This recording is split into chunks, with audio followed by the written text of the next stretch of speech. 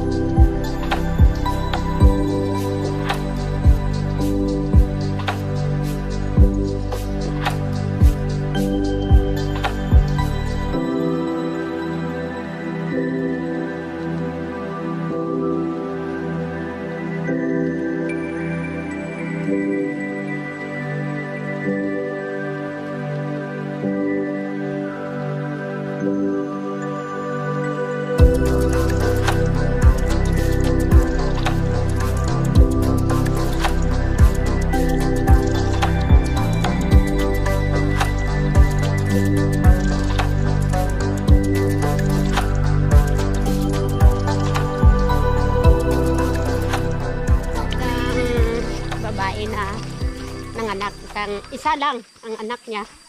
Tapos tinatawag na Bugtong Bato Falls. May isang bato na kulay puti, di ba? Ngayon nabalot na ng lumot. Tapos sa taas na ang bato na yon, malaking kahoy na ngayon. Di ba dati maliit pa yung kahoy na tumutubo diyan, tinatawag na bonsai.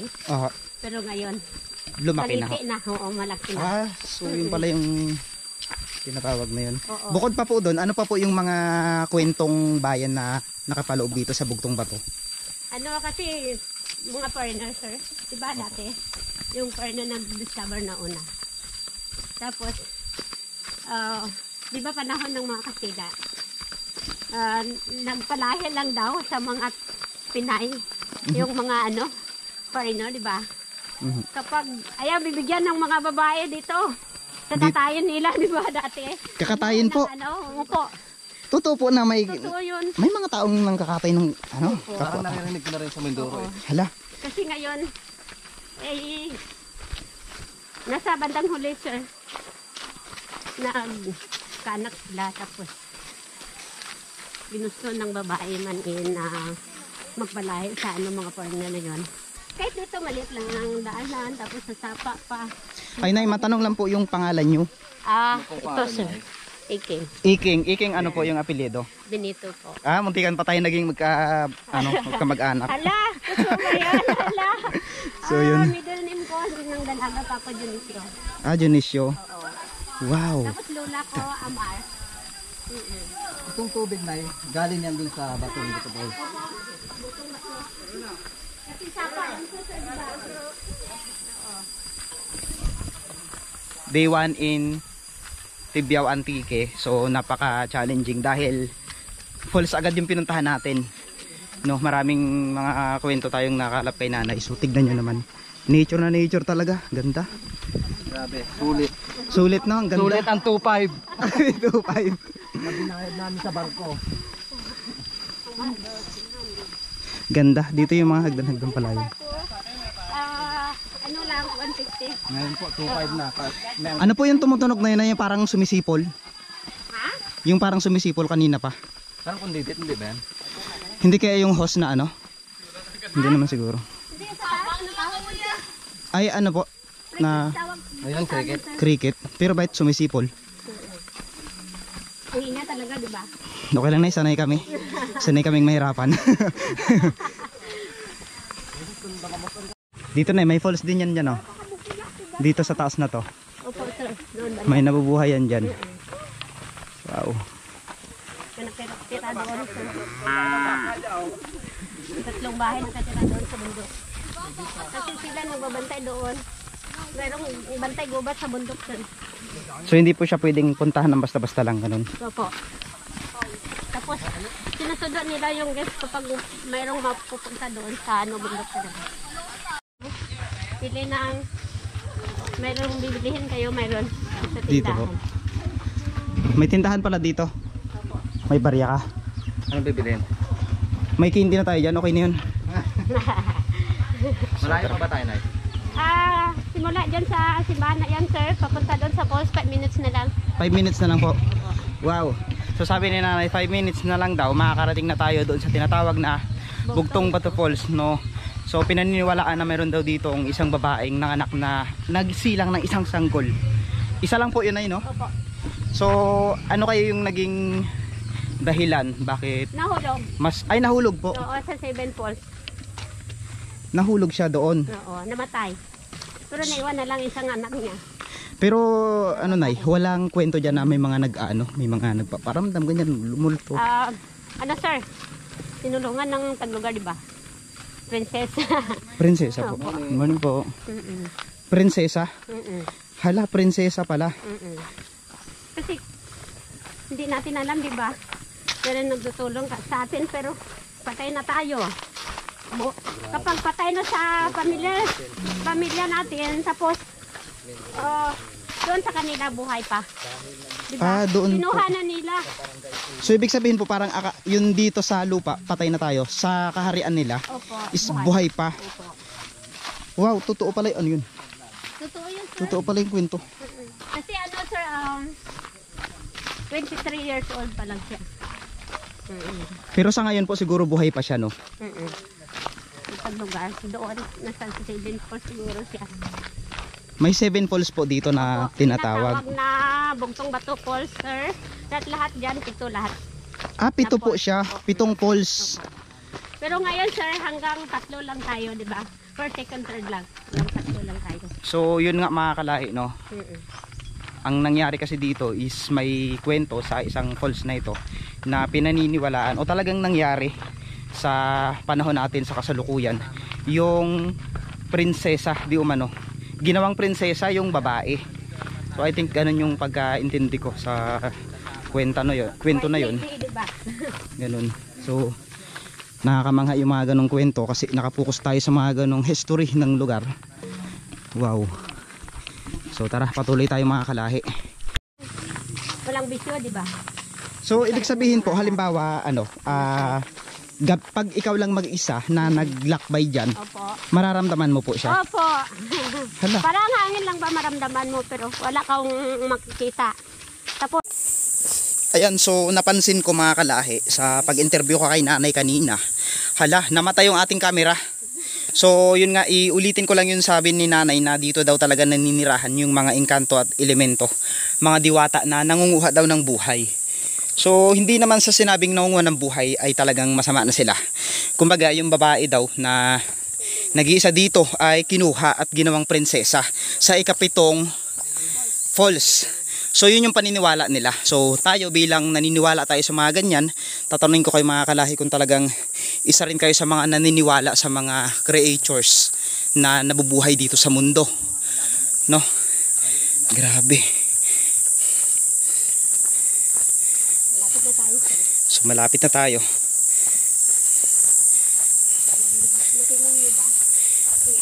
Napaka creepy ng lugar.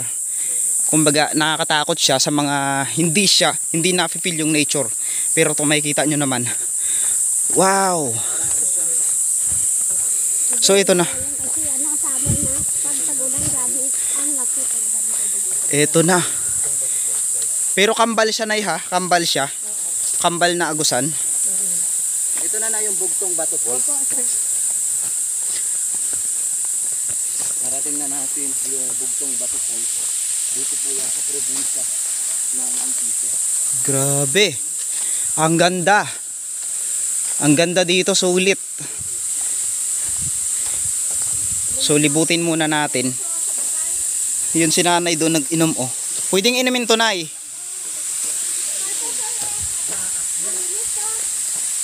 Yung si nanay iinom daw. Wow, ang lamig. Iinom si nanay. Wow.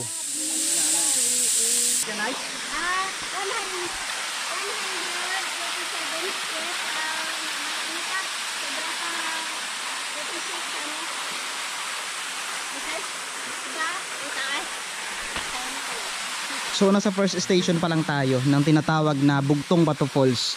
So isa sa napansin kaagad natin dito ay tila yung bagsakan niya ay naging dalawa. So ito dito ipinanganak yung babaeng naging prinsesa sa ikapitong bato, ikapitong falls. So ayan, grabe. Ayan si nanay yung nakasama natin ngayon. Ang pangalan niya ay si Nanay Iking. Sa mga gustong pumunta dito sa sa Bugtong Bato Falls ay hanapin nyo si Nanay Iking. Napakasipag na tour guide. Gabi po dito. Paggabi. Kapag gabi. Natakot ka dito sa gabi kasi madilim na. Madilim po dito. Tapos mayroon pong mga nararamdaman dito sa area na to. Opo. Parang hangin lang ba pero hindi mo makikita siya. Kasi doon sa taas, di ba? Nakikita niya tayo pero tayo hindi lang makikita sa kanya. So ibig sabihin po ngayon, nakikita nila tayo. Opo. Hindi lang natin sila nakikita. Sa palibot lang natin. Kasi Ganun pala yun ay. sir, may bukal dito. Ibig sabihin po, nakikita niya tayo, hindi lang Tayo. natin nakikita. Baliktad kasi yun sa akin eh. Nakikita ko siya pero hindi niya ako nakikita. Yung halaga ko. Uy, tara na. So yun, tara. Samahan tayo ni nanay. Umakyat dyan. Nay, ilang taon na kayo ngayon, nay? 56 na sir. Ilan po? 56. 56. 56 years Wow, old. 56 years old. So may mga kalat dito oh. Yan mo. 56 years old. Ako yun. Ito na yung pinaka ano eh. Hindi naman pinaka. Ito lang yung first station. Kapag nakarating ka ng tinatawag na Bugtong Bato ay hindi pwedeng hindi mo ma-experience to. Gusto mo na lang. Kapag nakakano dito. Para makikita mo lahat na tinatawag dito. Ang taas, guys. Grabe oh. Ops. Uy, ingat. Ang taas, grabe. Mag-ingat ka, mag-ingat. Wala pa namang nagmamahal sa'yo.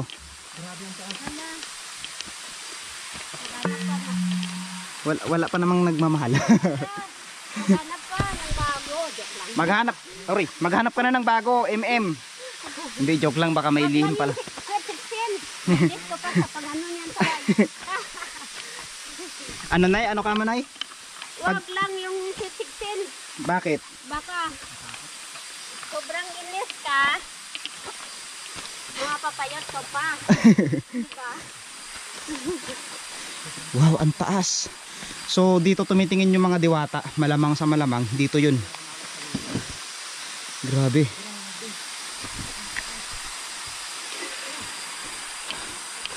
Mayroon pa ditong falls. Walang tumatalon dito, nay, o nagtatangkang tumalon. Wala sa labas eh. Kasi subukan nila, kasi kukunin ang buhay nila. Wow! Ito yung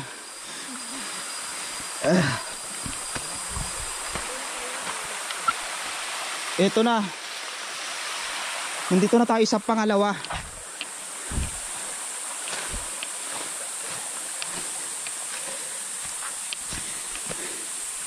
Yung pangtatlo sir, parang kawa ba? Manalo may pangtatlo. Ayun po yung sa taas na yun ay.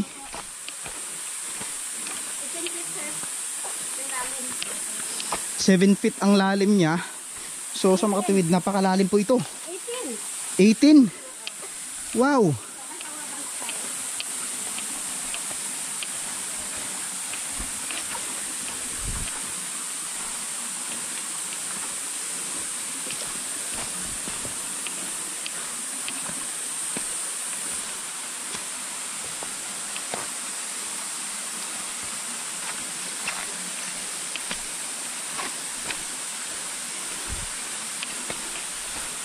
ano kaya ang mayroon dito. So pwede pang akyatin yung kabila, Nay. Ha? Pwede pang akyatin pala. Mayroong akyatan sa may daanan ka. Pero ano, baka mahirapan na rin kayo dyan, Nay. Oo. Kaya pa? Wow, ito pa oh. Pangalawa. So pwede kang umakyat dyan oh, sa pinaka hagdan na yan.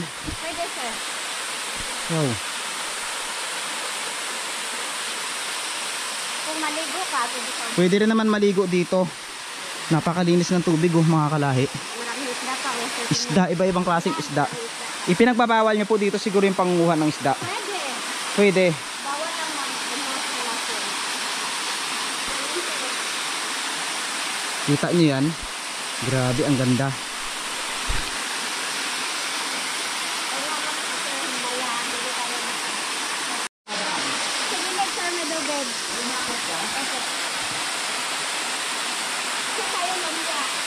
So sabi ni nanay, itong area na ito pang babae at ang taas naman na yon ay pang lalaki. Ayan, yung si nanay oh. Di ba? So dahil dyan, iwan lang natin yung ibang gamit natin dito kasi dito naman tayo mag-i-stay mamaya.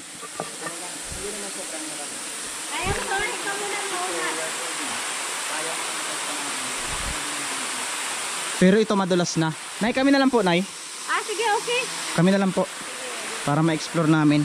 So kami na lang yung aakyat ni Mr. Mindoroin yung mangyan.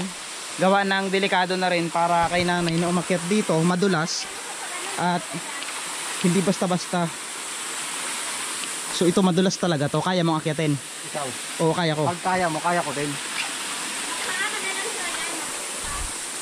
So be careful tayo, madulas. Walahi, be careful ha. Ayan, kita lang guys. Sobrang taas yan. So meron naman tayong mga ano dito, mga... Hindi naman madulas yung bato. Hindi. Ingatan mo lang yung puso mo. Baka malaglag sa kanya. So ayan, mayroon tayong hawakan. Kami na lang po, Nay. Ayan. So syempre, para sa kapakanan din ni nanay, para sa kaligtasan niya, ay kami na lang yung aakyat dito. Wow! Ito pala, ito na siya.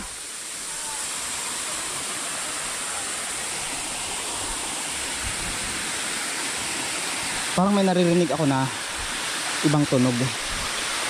Wow, amazing, grabe. Tignan nyo naman.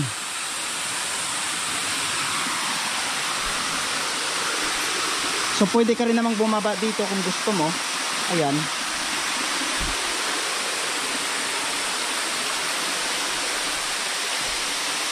Can you imagine? 18 feet daw ang lalim na to. Napakalaking hole. Oh my God, ano yun? Parang mayroong ano dito mga kalahi, o parang may kakaibang nakita ko dito. Parang may paa.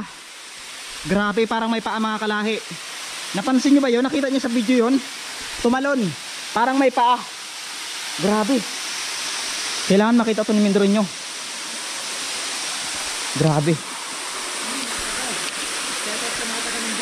May nakita akong parang paa na tumalon. Doon.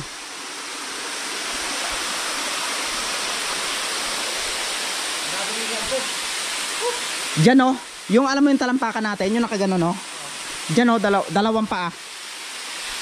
Sana nakita nyo sa video mga kalahi. Grabe. May paa dito na tumalon. As in talagang paa siya. Paa na gumanon oh. Gumanon. Parang paa ng tao. Paa ng tao talaga. Kung mailalim siya, kung mailalim. Oh, hindi yun kasinungalingan. I-review natin mamaya sa video kung makita natin. Ang ganda. Grabe. Grabe no. Ito pala yun. Ayun si nanay. Ay si nanay oh. Grabe.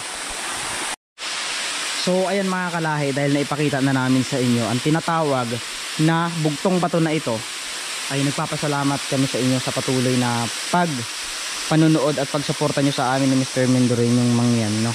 So napakaganda talaga at amazing ang lugar na ito para sa akin. So tara, patuloy tayo sa ating paglalakbay. Sa mga oras na ito mga kalahi, nagpiprepare na kami at aalis na kami, uuwi na kami dahil mayroon pa tayong pupuntahan ngayong araw na ito. So maraming salamat sa naging tour guide natin ngayon na si Nanay. Ayan, so si Nanay Iseng. Iking, si Nanay Iking na nakatira dito sa mismong Tibiao.